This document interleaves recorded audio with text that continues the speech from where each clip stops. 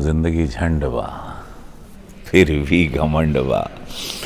क्योंकि भाई इसका मतलब एक जानना बहुत ज़रूरी भी रहा। बहुत लोग हमेशा अभी तक इसको कल्ट एक लाइन बोलते थे। मैं रवि किशन आप लोगों को, एबीपी के सभी दर्शकों को प्रणाम करता हूँ, बहुत सारी शुभकामनाएं देता हूँ और ज़िंदगी झंडवा का मतलब भी बताता हूँ कि जब मेरे पास स्ट्रगल में कुछ नहीं था तो ऐसे थे कि my attitude is on, no matter whether you have money in your pocket और नो। एक सेल्फ रिस्पेक्ट, एक अपनी डिग्निटी को हमेशा आप ऑन रखें लाइफ में।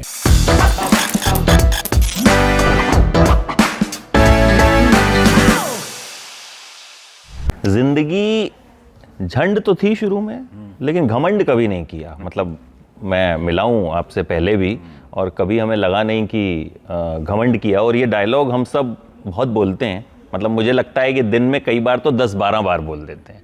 इस डायलॉग को मशहूर करने वाले रवि किशन हमारे साथ हैं।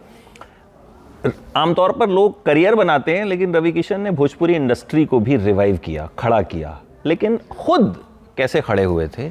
एक पापा आपके पुजारी, पहले घर में रुपया पैसा खूब था, दूध की डेयरियां थी, लेकिन फिर कुछ ऐसा हुआ कि तो वो शुरुआत जो थी वो आप बताइए, क्योंकि आपका स्ट्रगल जितना मैंने पढ़ा, जितना मैंने सुना, वो मुझे लगता है बहुत लोगों तक पहुंचना चाहिए कि किस तरह से आपने न कुछ होते हुए भी एक पूरी इंडस्ट्री को खड़ा किया।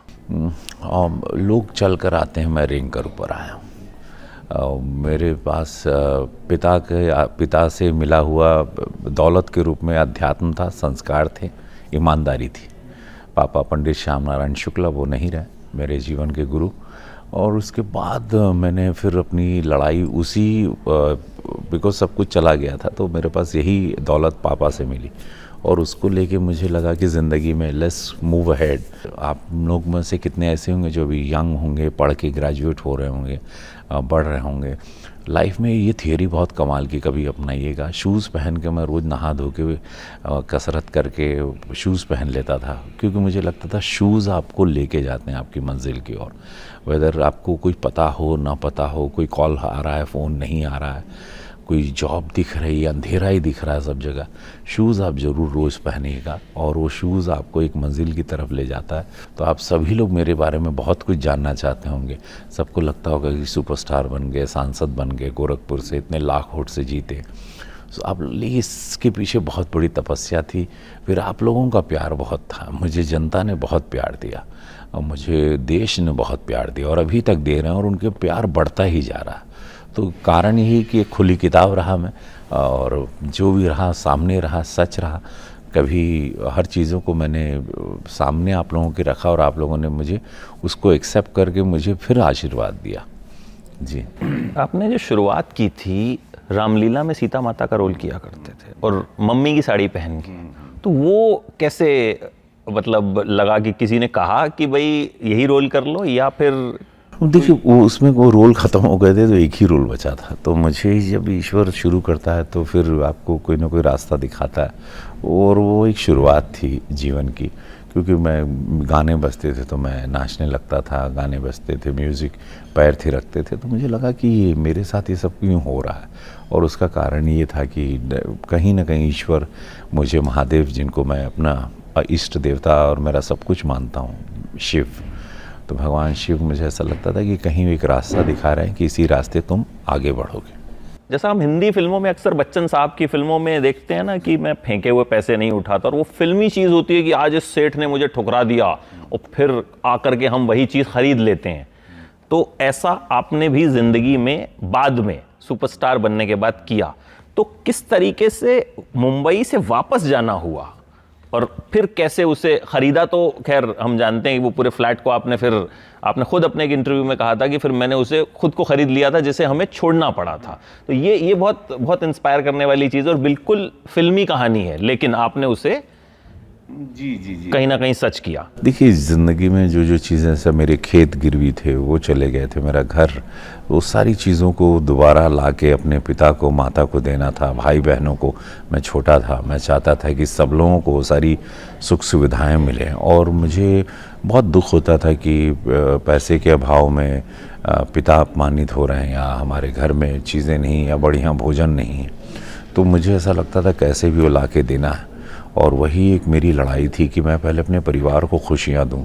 और मुझे लगता है वही माता पिता का आशीर्वाद मुझे मिला कि मैंने अपनी माँ को एक बढ़िया साड़ी, या पिता को अच्छी धोती, ये सपना सोचा, या अपने भाई बहनों को अच्छे कपड़े, या उनका एक जीवन ठीक ठाक हो।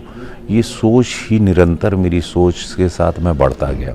आप सुपरस्टार हैं बने, लेकिन एक वक्त जब पिताजी को बताया था आपने, तो उन्होंने पिटाई की थी, ऐसा भी आपने, तो वो क्या, मतलब पहले तो किस चीज़ से पिटाई की थी आपने? कुछ एक चीज़ भी अपने लेदर बेल्ट से, लेदर की बेल्ट से पिटाई हुई थी जब आपने कहा था कि एक्टर बनना चाहते हैं। हाँ, बिकॉज उस टाइम पे इसको वो बहुत वो, चूँकि वो प्रीस्ट थे, वो पुजारी थे, उनको लगता था कि नचनिया बनेगा, और नचनिया मतलब नाचने वाला। तो एक वो उस वक्त उसको अच्छे से, आज सिनेमा को या एक्टिंग करियर को बहुत बड़े लेवल पे देखा जा रहा है, सम्मान से देखा जा रहा है। पहले इतने सम्मान से नहीं, पहले इसको लगता था कि नाचने गाने वाले होंगे। तो एक पुजारी के घर में कोई लड़का नाचे गाए तो डेफिनेटली थोड़ी सी दिक्कत होती है, थोड़ी तकलीफ़ होती है, बट यस उन्होंने किया। लेकिन वो सब आशीर्वाद था, उसी आशीर्वाद ने मुझे और स्ट्रांग बनाया, उन्हीं की मार ने मुझे और मजबूत बनाया। 500 रुपये लेके आप आए थे मुंबई वापस, और जैसा कि हमने सुना कि 10-12 लोगों के साथ एक कमरे के मकान में जो है रहा करते थे। किस तरह से पहला प्रोजेक्ट मिला? मतलब भोजपुरी में तो आप बाद में आए, पहले आपने हिंदी में जो है आपको डुप्लीकेट मिथुन चक्रवर्ती, और मतलब इस तरह की बड़ी सारी उपाधियां दी गई थी। तो वो शुरुआत कैसे हुई थी? जो ये बहुत लोगों को नहीं पता, चलिए आपके माध्यम से पता चल जाएगा। या अब हिंदी से शुरुआत हुई। एक हमारे दोस्त थे, शेट्टी मास्टर के बेटे हृदय शेट्टी, वो भी डायरेक्टर हैं। मेरे साथ 40-84 नसीरुद्दीन शाह सर के साथ एक फ़िल्म बनाई थी उन्होंने इमरान खालिद की एक फ़िल्म थी, उसके लिए मुझे पीताम्बर उसके लिए चुना था। ये 91 की बात है, और उसमें मैं लंबे बाल थे मेरे थोड़ा, मैं मिथुन चक्रवर्ती जी का बहुत बड़ा फ़ैन था, तो मैं वैसे ही रहता था। तो वो और मुझे अच्छा लगता था, और मुझे लगता था कि इजी, मैं हार्डकोर उनका फ़ैन रहा।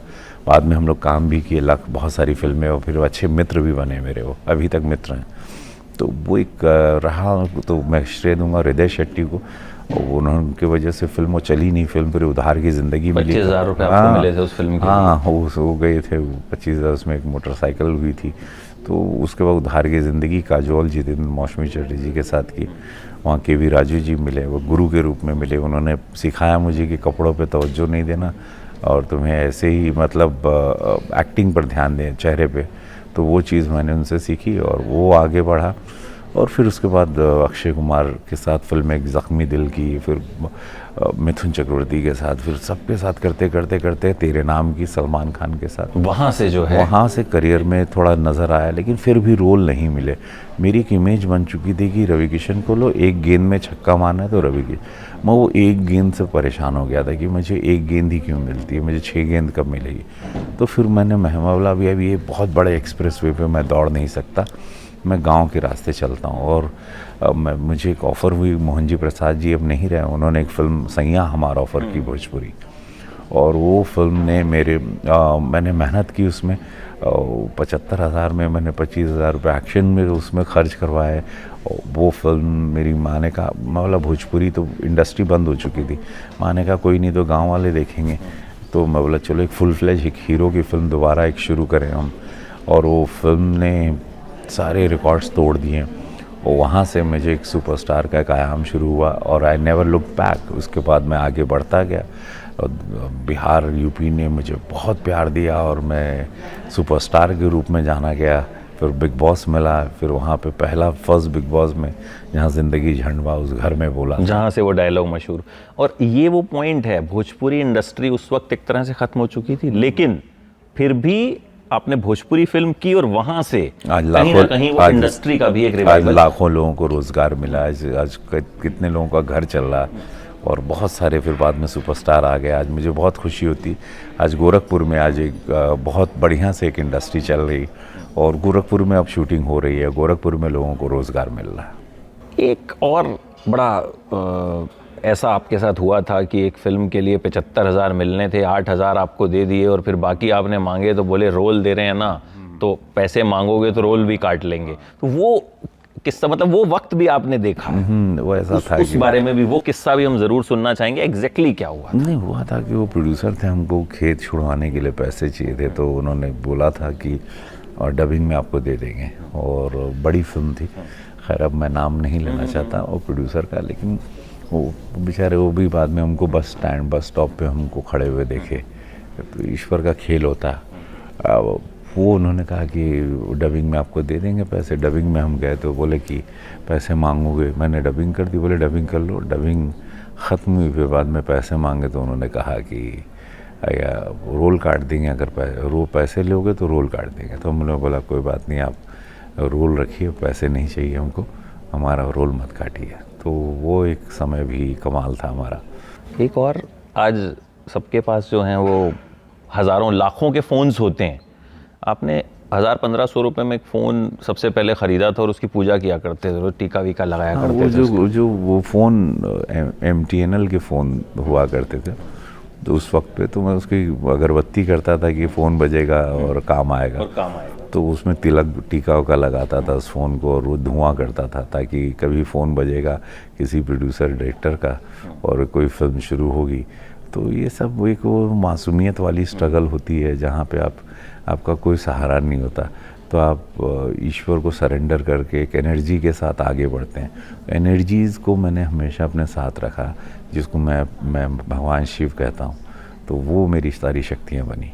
और उससे पहले जब फ़ोन नहीं था तो एक पान वाले को जो है वो 1 रुपया दिया करते थे कि भाई मेरे लिए कोई फ़ोन आए तो बता। आपको काफ़ी डिटेलिंग बड़ी अच्छी पता है। हाँ, एक पहले वैसे सबको पता होगा जो लोग सुन रहे हैं, पहले केयर ऑफ पे फ़ोन बजते थे, तो फ़ोन आने का 1 रुपया, उस मैसेज देने का 1 रुपया लेते थे वो टाइम।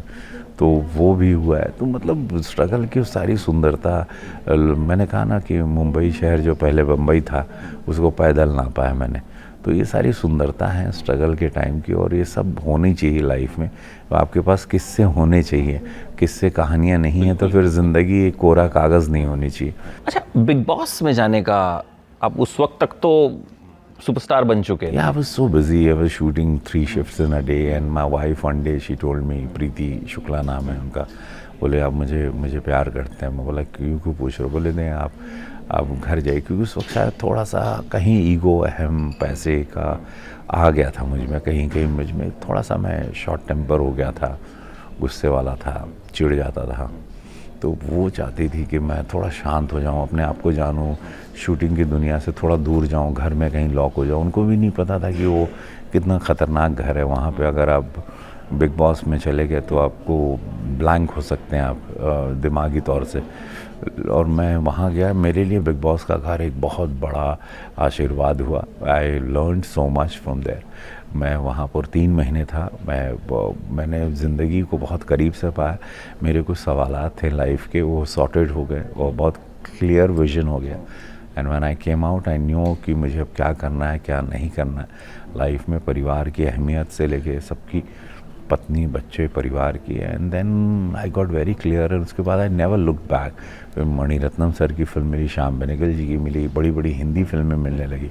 हिंदी बेल्ट में हमारा क्रेज़ हो गया, and I went ahead in life. आप जितने भी मैंने आपके इंटरव्यूज़ भी देखे, आप 2 लोगों को बहुत क्रेडिट देते हैं अपनी लाइफ के लिए, एक पिताजी को, एक वाइफ को। ऑफ कोर्स यस, बिकॉज ये दोनों वो मेरे दुख के साथी हैं। वो हमारे दुख के समय रहीं। पापा का अध्यात्म और संस्कार और ईमानदारी दिए, तो ये लोग बहुत अहम। और मेरी माँ भी डेफिनेटली, मेरी माँ का भी रोल उतना ही अहम है।